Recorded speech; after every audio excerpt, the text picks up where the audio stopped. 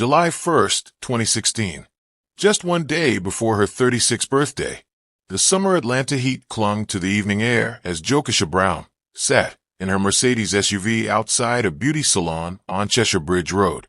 Fresh makeup adorned her face, preparation for the birthday celebration she'd planned for the following day. Perhaps she was checking her phone, thinking about her teenage son, or mentally reviewing her growing list of real estate clients. In those final moments, did she notice the figure approaching her vehicle? Did she recognize him? The sound of gunshots shattered the quiet night. Multiple bullets tore through the car window, striking Jokisha repeatedly. The aspiring actress and model who had survived so much, including a brutal assault just months earlier, slumped over in her seat. The birthday she would never celebrate, the dreams she would never fulfill, the son who would now grow up without his mother. As police lights flashed across the crime scene hours later, one question hung in the air. Was this the tragic culmination of a pattern of abuse and stalking that had begun months earlier? The murder of Jokisha Brown wasn't just another statistic. It was the final, devastating chapter in a story of talent, resilience, and a system that failed to protect a woman who had already cried out for help. Known affectionately as Kisha to those who loved her, Jokisha Brown was far more than the tragic circumstances of her death. Born in Jacksonville, Florida, she had built a multifaceted career that showcased her determination and versatility. As an actress, she had appeared in films like Paternity Test and Queen Pin, as well as the television series Fatal Attraction. A cruel irony, given how her own life would end. Beyond her entertainment pursuits, Jokisha had recently obtained her real estate license, selling properties to create stability for herself and her teenage son. But her most important role was never on camera. It was as a devoted mother and surrogate parent to her 6 younger siblings. Her brother would later describe her as more than a sister. She was the family's backbone, once providing him shelter when he was homeless and ensuring he graduated high school. Beautiful inside and out, Jokisha's warmth touched everyone in her orbit. Could you recognize the warning signs of a dangerous relationship before it's too late? As we explore Jokisha's story, I want you to ask yourself, what would you do if you or someone you love was being stalked or threatened? The statistics are shocking. 1 in 3 women will experience domestic violence in their lifetime. But behind every statistic is a real person with hopes, dreams, and people who love them. If this story resonates with you, please hit that like button and share this video. Your simple action could help someone recognize the red flags we're about to discuss. In the next few minutes, we'll trace Jokisha Brown's journey, from a promising start in Jacksonville to her final moments in Atlanta. We'll examine the escalating pattern of abuse at the hands of her ex-boyfriend, Alfredo Capote, including the horrific April 2016 assault that should have been a turning point. You'll learn how Jokisha bravely escaped by jumping from a moving vehicle, only to find herself still vulnerable months later. We'll also explore the systemic failures that left this talented woman unprotected despite her reports to police, and the devastating impact her death had on her family, already reeling from another tragic loss. Most importantly, we'll identify the critical warning signs that everyone should recognize and the steps that might have saved Jokisha's life. This isn't just a story about how a woman died. It's about how we can prevent others from suffering the same fate. This is the heartbreaking story of Jokisha Brown. Born on July 2, 1980, in Jacksonville, Florida, Jokisha Brown's early years gave little indication of the tragedy that would eventually befall her. Growing up in a city known for its vibrant culture and beautiful beaches, Jokisha developed a charismatic personality that would later serve her well in front of the camera. Friends from her neighborhood recall a girl with an infectious laugh and natural confidence that made her stand out. At Ribald High School, Jokisha wasn't just another face in the crowd. Classmates remember her ambition and determination, qualities that would propel her forward despite the obstacles life would place in her path. Even as a teenager, she displayed the kind of resilience that would later help her survive unimaginable trauma. Jacksonville shaped her identity, giving her both the southern charm that endeared her to many and the inner strength that would be tested repeatedly throughout her too short life. Family was everything to Jokisha. As the oldest of 7 children, she stepped into a maternal role early, becoming the glue that held her siblings together through difficult times. Her brother would later tell reporters that Jokisha was more than a sister. She was a provider, protector, and constant source of encouragement. When he found himself homeless, it was Jokisha who opened her door, ensuring he had food, shelter, and the support needed to complete his high school education. This pattern of selfless care extended to her own son, for whom she worked tirelessly to create opportunities and stability. Despite her own dreams and ambitions, Jokisha consistently put her family's needs before her own. The maternal instinct that defined her relationships with her siblings seamlessly transferred to her role as a mother. Those who knew her best describe a woman whose generosity knew no bounds, a quality that made her beloved within her family circle and beyond. Jokisha's striking beauty and natural charisma made her transition into entertainment seem almost inevitable. Her modeling career began with local photo shoots in Jacksonville before expanding to larger markets in Atlanta. Photographers noted her ability to transform in front of the camera, embodying whatever emotion or character the shoot required with remarkable authenticity. By 2010, Jokisha had secured roles in independent films, including Paternity Test and Queen Pen, where she demonstrated an acting range that surprised even seasoned directors. Her appearance in the television series Fatal Attraction in 2013 showcased her growing comfort with more complex roles. Behind the scenes, Jokisha was developing skills as a writer and director, revealing a creative vision that extended beyond performing. What set Jokisha apart in the competitive entertainment industry wasn't just her talent but her work ethic. She approached each opportunity with professionalism and dedication, building a reputation as someone who could be counted on to deliver. Even as she pursued these creative endeavors, Jokisha remained practical about providing for her family. Her decision to obtain a real estate license demonstrated her business acumen and determination to create multiple streams of income. Colleagues in both industries spoke of a woman who was constantly evolving, learning, and reaching for new heights. A star truly in the making whose light was extinguished far too soon. The details of how Jokisha Brown first crossed paths with Alfredo Capote remain somewhat shrouded in mystery.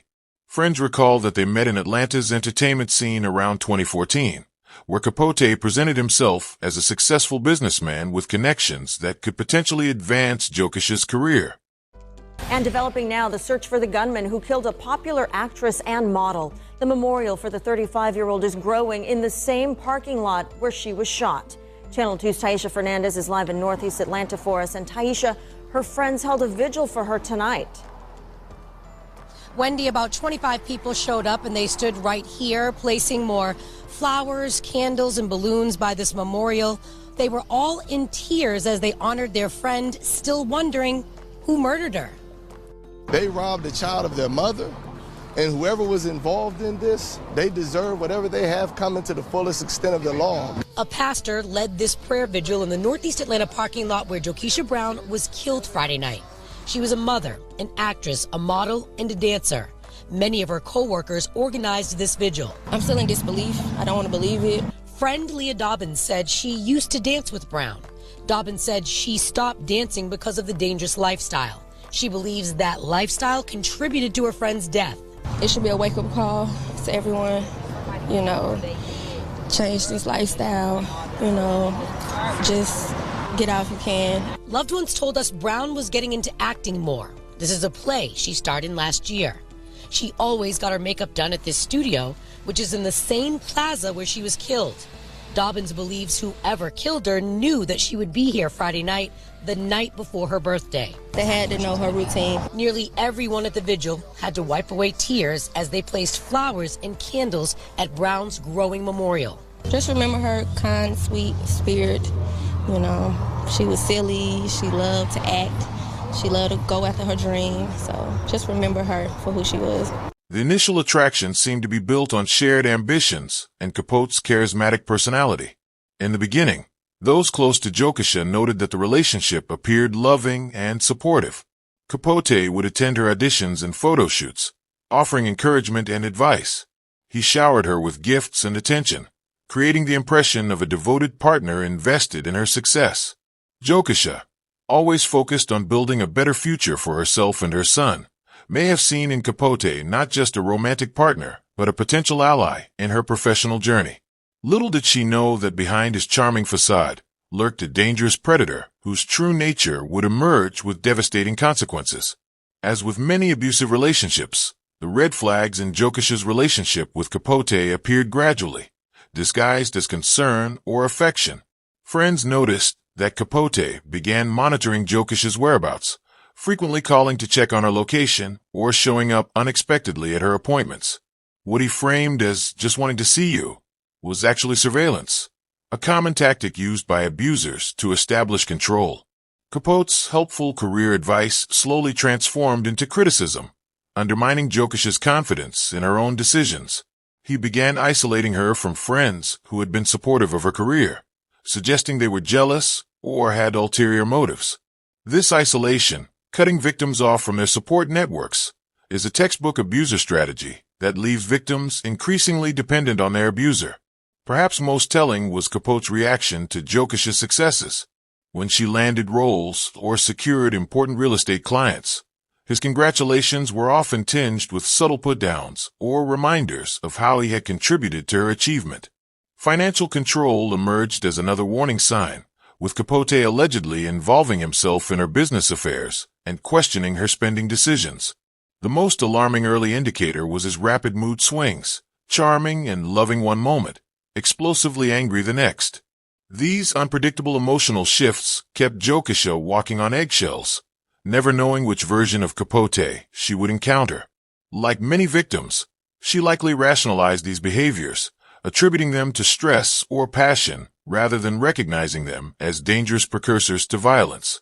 By early 2016, Capote's controlling behavior had intensified dramatically. What began as excessive texting evolved into demands for photographic proof of her whereabouts. Friends who managed to maintain contact with Jokisha noticed her vibrant personality dimming as she became increasingly anxious about Capote's reactions to her actions. His jealousy reached paranoid levels, with accusations of infidelity becoming a regular occurrence. Jokisha began canceling professional opportunities and social engagements to avoid triggering his anger. According to those close to the situation, Capote began threatening not just Jokisha, but also her son, a particularly effective tactic to ensure her compliance and silence. The physical intimidation reportedly began with accidents, grabbing her arm too hard or blocking doorways during arguments. These incidents, while not yet the brutal violence that would come later, served their purpose, demonstrating his physical dominance and implanting fear. By April 2016, Jokisha was living in a state of constant terror, trapped in a relationship that had become a dangerous prison. Jokisha's relationship with Capote followed the classic cycle of abuse that experts have identified in countless cases. The pattern begins with tension building, minor incidents that create an atmosphere of walking on eggshells. This escalates to acute battering episodes, followed by a honeymoon phase of remorse, apologies, and promises to change. This cycle typically becomes more frequent and severe over time, with the honeymoon phase eventually disappearing altogether. What makes stalking particularly dangerous is that it often intensifies after a victim attempts to leave. Exactly what happened in Jokisha's case. Studies show that the most dangerous time for abuse victims is during and after separation, making proper protection and intervention literally a matter of life and death. April 7, 2016, marked the day when Alfredo Capote's escalating abuse transformed into something far more horrific. According to police reports and court documents, what transpired was not a spontaneous outburst, but a calculated act of terror. Capote arrived at Jokisha's home in Duluth, Georgia, where her teenage son Jack Collier was also present. What began as an argument quickly escalated when Capote allegedly produced a weapon. Using the threat of violence, Capote subjected Jokisha to unimaginable trauma, sexually assaulting her in her own home while her son was present in another room. The terror didn't end there. Court records indicate that Capote then forced both Jokisha and her son into a vehicle, effectively kidnapping them. During this ordeal, he allegedly robbed Jokisha of personal belongings and continued to threaten her life. The nightmare continued as Capote took Jokisha to a hotel in Cobb County, where he allegedly assaulted her a second time. Throughout this extended attack, Jokisha endured not just physical violence, but psychological torture, being held against her will, separated from her son, and living moment to moment in fear for both their lives. The charges eventually filed against Capote would include rape, armed robbery, false imprisonment, kidnapping, and aggravated sexual battery. What's going on there? They thought my mom's boyfriend's money was in this house, and they came through the door like super early in the morning. I know that because I woke up with one of them holding a gun to my face. They said if I call the police, when they get back, and the police said they're gonna probably kill my mom. And I kept telling him I don't know where the money is, and he constantly kept putting the gun into my back. I realized that the money wasn't at her house because it's his money. And they went downtown to get his money from his house. He was like, do you know he has over $500,000? I was like, nah, I didn't know that. I know he does music, but I didn't know that. And he was like, yeah, that's the money we're looking for. This wasn't a crime of passion or a relationship argument gone wrong.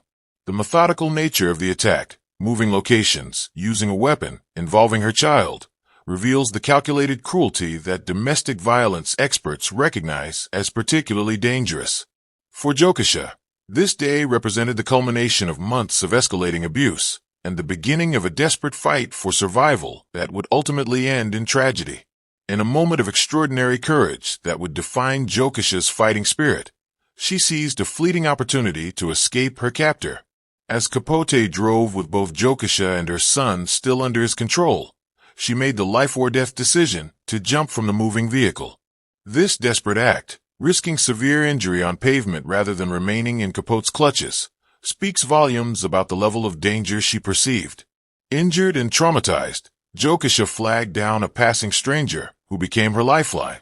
This Good Samaritan provided immediate assistance, helping her contact authorities and reach safety. In those first hours after her escape, Jokisha had to not only deal with her physical injuries, but also the overwhelming fear for her son, who had been separated from her during the chaos of her escape. The immediate aftermath was a blur of hospital rooms, police interviews, and the crushing weight of trauma. Friends described Jokisha as physically battered, but determined to protect herself and her son. She provided detailed statements to police in both Gwinnett and Cobb counties, where different aspects of the crimes had occurred. Despite the humiliation and pain of recounting her assault multiple times, Jokisha persisted, believing that the system would now protect her from the man who had terrorized her. In the days that followed, she sought shelter with friends, changed her routines, and began the process of obtaining protective orders, taking every precaution she could while trying to process the trauma she had endured. With a tragic mystery in Atlanta that is of particular local interest. Detectives are still trying to solve the killing of a Jacksonville native shot to death in a parking lot. This happened Friday night as 35-year-old Jokisha Brown was sitting in her car. People know her as Keisha. Police still don't know who pulled the trigger. Channel 4's Ethan Calloway spoke with a man who knew Brown personally. It was a shock, it was sadness, and it was a hurt because I knew her personally. Kevin Sapp says he knew Keisha Brown from her time living in Jacksonville. He says the initial pain of finding out she was killed near her home in Atlanta was only made worse learning how she was killed. She was beautiful inside and out. And you can see the pictures of her, how beautiful she was that way on the inside also. Just a real sweet, kind-hearted person. Police say the 35-year-old was shot and killed as she sat in her Mercedes outside a Northeast Atlanta strip mall Friday night. The aspiring actress and model would have celebrated her 36th birthday the very next day. Detectives are still working to find the person who shot her, along with a motive. Don't know why, because she was not that kind of person to make enemies. So what happened to her, I don't know why. It still bothers me and it's hurting me now. For Brown's family, the loss is all too familiar. Keisha's brother, Marlon Bryce, was killed in March during a shootout at Jacksonville's Silver Fox Gentlemen's Club. Sapp describes the legacy he says Brown leaves behind. Someone that you will always remember, that you'll never have something bad to say about when they're gone. When that person gone, you will remember that person the rest of your life. And Keisha Brown's family has set up a GoFundMe account to help with the expenses for her funeral. If you'd like to donate, you can find a link inside this story on news4jax.com. Ethan Calloway, Channel 4, the local station. She posted on social media about her upcoming celebration, sharing her excitement with followers. In retrospect, these ordinary actions take on a heartbreaking poignancy, the mundane details of a life about to be cut short. As evening approached, Jokisha drove to a beauty salon on Cheshire Bridge Road in Atlanta. Getting her makeup professionally done was part of her birthday preparation, a small luxury she allowed herself. Security camera footage would later show her arriving at the salon around 7:30 in the evening, greeting the staff with her characteristic warmth. She spent approximately an hour inside, discussing makeup options and chatting with the stylists who knew her as a regular client. What Jokisha couldn't know was that these ordinary moments, choosing lipstick colors, checking her phone, laughing with the salon staff, would be among her last. Someone was watching, waiting for the perfect moment to strike. At approximately 9:15 that evening, Jokisha returned to her Mercedes SUV parked outside the salon. She settled into the driver's seat, perhaps checking her appearance in the mirror or responding to messages on her phone. The strip mall parking lot was still active with other businesses open, providing a false sense of security in numbers. What happened next was captured partially on distant security cameras and pieced together by investigators. A figure approached her vehicle from behind, moving with purpose. Without warning, multiple gunshots shattered the summer evening quiet. The assailant fired repeatedly through the driver's side window, striking Jokisha multiple times at close range before fleeing the scene. The brutal efficiency of the attack suggested not a random act of violence, but a targeted execution. Ex-boyfriend labeled a person of interest in a Jacksonville woman's murder in Atlanta is in custody a year after the crime. Jokisha Brown was living in Atlanta trying to start a career as a model and an actress when police say she was murdered. Channel 4's Eric Avanier joining us from the South Bank with this new development tonight. Eric? Well, Kent, it was here at Friendship Fountain in the South Bank just 9 months ago when family and friends of Jokisha Brown held a vigil in her memory. Fast forward to today when we learned her boyfriend, who was wanted in connection to her death, was taken into custody. Alfredo Capote is now in custody in Louisiana, charged with the armed robbery, rape, false imprisonment, kidnapping, and aggravated sexual battery of 35-year-old Jokisha Brown this time last year. Investigators say Capote raped Brown in her Atlanta home with her son present, then kidnapped her, took her to a hotel where he raped her again. The next day, police say she was able to escape and get help from a stranger. Just 3 months later, Brown was found murdered inside her Mercedes outside a beauty salon. Capote was named a person of interest in the murder. Brown was well known in her hometown of Jacksonville, graduating from Ribault High School. Keisha! We love you! Keisha! Oh, God! Her friends and family gathered for a vigil just days after her death, saying she was a kind and uplifting person. Now, Capote was arrested in Shreveport, Louisiana, on charges related to a counterfeiting scheme. He remains locked up on a $600,000 bond, and at this point, it's unclear when he will be extradited back to Atlanta to face charges in the Brown case. Reporting live from the South Bank, Eric Avanier, Channel 4, the local station. However, the legal process moved at a frustratingly slow pace. Federal authorities in Louisiana prosecuted him, first for the financial crimes, resulting in a 62-month federal prison sentence that delayed his return to Georgia. This jurisdictional complexity created a legal quagmire that postponed justice for Jokisha's assault case and further complicated the murder investigation. Each delay was another wound for a family desperate for resolution. As of 2025, the legal proceedings against Capote continue to inch forward. After serving his federal sentence in Louisiana, he was finally transferred to Gwinnett County, Georgia, where a judge denied his motion to dismiss the kidnapping and assault charges. While prosecutors have built a strong case regarding the April 2016 attack, the murder charges remain in a more precarious position. Though investigators consider Capote the prime suspect in Jokisha's murder, the case faces challenges, including limited physical evidence, directly linking him to the crime scene.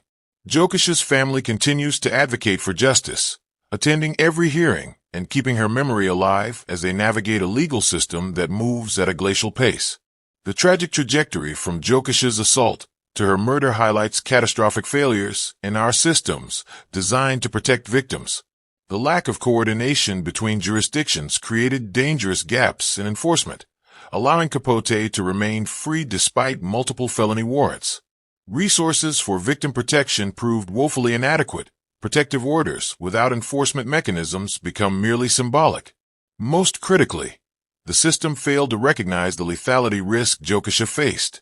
Research consistently shows that domestic violence victims are at highest risk when attempting to leave their abusers, yet this knowledge rarely translates into proportionate protective measures. Jokisha's case exemplifies how our fragmented approach to domestic violence creates vulnerabilities that can, and do, prove fatal for those brave enough to seek help. The ripple effects of Jokisha's murder continue to impact her family, particularly her son Jack, who not only lost his mother, but also witnessed the beginning of the violence that would ultimately claim her life. Now a young adult, Jack has spoken sparingly about his experience, describing the dual trauma of losing his mother and processing his own role as a witness to her abuse.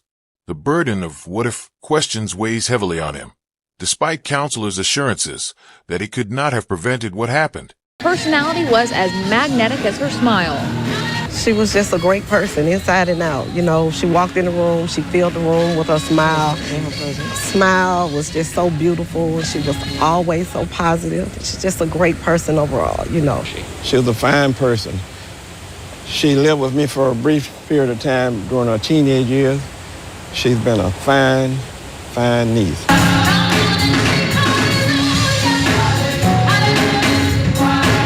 In addition to looking for her killer, Atlanta detectives are looking for a motive. Friends say that Brown was going through a terrible breakup, and she voiced her concern about being fearful of her life. Brown leaves behind a 17-year-old son.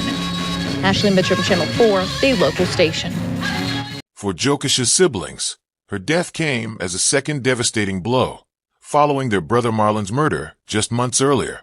The family has established a small foundation in Jokisha's name, focusing on supporting children who have lost parents to domestic violence. Through community events in both Jacksonville and Atlanta, they work to keep her memory alive while transforming their grief into action. Her mother often speaks at these events, describing Jokisha as a light that continues to shine through the lives she touched and the awareness her story has raised. Jokisha's story illuminates warning signs that everyone should recognize, both in their own relationships and those of loved ones. Excessive jealousy and possessiveness that Capote displayed are not romantic, they're controlling. When a partner monitors your whereabouts, checks your phone, or shows up unexpectedly, they're establishing surveillance, not showing care. Isolation tactics, when a partner criticizes your friends, family, or colleagues and gradually separates you from your support network, create dangerous vulnerability. Financial control, including questioning purchases or demanding financial transparency without reciprocating, establishes dependency that makes leaving difficult. Perhaps most critical is recognizing that physical violence rarely occurs without preceding psychological abuse. When a partner uses intimidation, destroys property, or makes threats, these behaviors often escalate to physical violence. The presence of weapons, threats of suicide if you leave, and extreme jealousy are particularly dangerous indicators associated with potential homicide. Remember, abusers rarely change without intensive intervention, and the most dangerous time for victims is when they attempt to leave. Recognizing these signs early can literally save lives. If you or someone you know is experiencing domestic violence, resources are available. The National Domestic Violence Hotline, 1-800-799-SAFE, provides 24-hour confidential support, safety planning, and referrals. Most communities have local shelters offering emergency housing, legal advocacy, and counseling services. When creating a safety plan, consider securing important documents, establishing a code word with trusted friends, and identifying safe exit routes from your home. Document all incidents, including dates, times, and descriptions of abuse. Technology safety is crucial. Abusers often use tracking software on phones and vehicles. Remember that leaving requires careful planning. Connect with professionals who understand domestic violence dynamics, rather than attempting to navigate this dangerous transition alone. Your safety must be the priority. If Jokisha's story has impacted you, please take action now. Hit the like button and subscribe to our channel to support more awareness-raising content about domestic violence. Your engagement helps these crucial stories reach those who need them most. Share this video with someone who might benefit from recognizing these warning signs. You never know whose life you might save. In the comments, let us know what resources exist in your community for domestic violence survivors. Remember, breaking the silence around domestic violence is the first step toward prevention. Every like, share, and comment helps amplify Jokisha's story and creates a legacy of awareness that might protect others from similar tragedy. Together, we can ensure her story wasn't in vain.